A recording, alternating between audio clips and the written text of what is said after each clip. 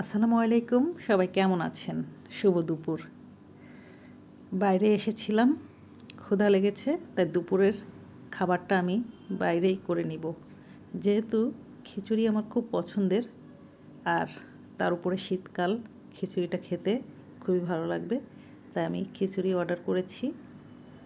খিচুড়ির সাথে আছে চিকেন ভুনা, বেগুন ভাজা, ডিম ভাজা, সেই সাথে রয়েছে সালাদ,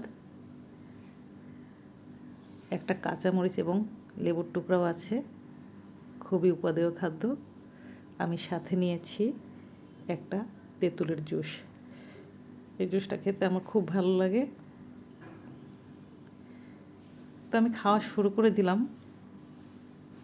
যেহেতু দুপুর অলরেডি হয়ে গেছে, প্রচণ্ড ক্ষুধাও লেগেছে।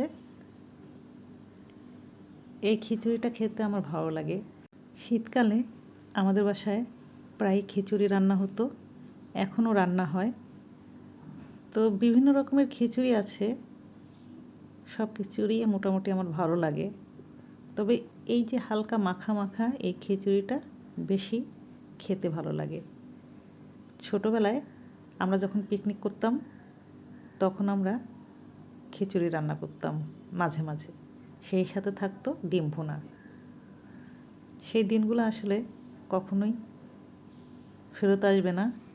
সেই সব দিনগুলো অনেক সুখের ছিল। এখন সবই স্মৃতি। স্মৃতি আমাদেরকে অনেক হাসায় এবং সেই সাথে কাঁদায়ও, কারণ সেই দিনগুলো তো আর কখনোই ফেরত আসবে না। শুধু আমরা স্মৃতি রোমন্থন করব। আমার মায়ের হাতের খিচুড়ি খেতে খুবই সুস্বাদু ছিল। বিশেষত মা একটা সবজি খিচুড়ি রান্না করতেন, ওটা তো খুবই চমৎকার ছিল। কথা বলতে বলতে খাওয়া শেষ হয়ে গেল।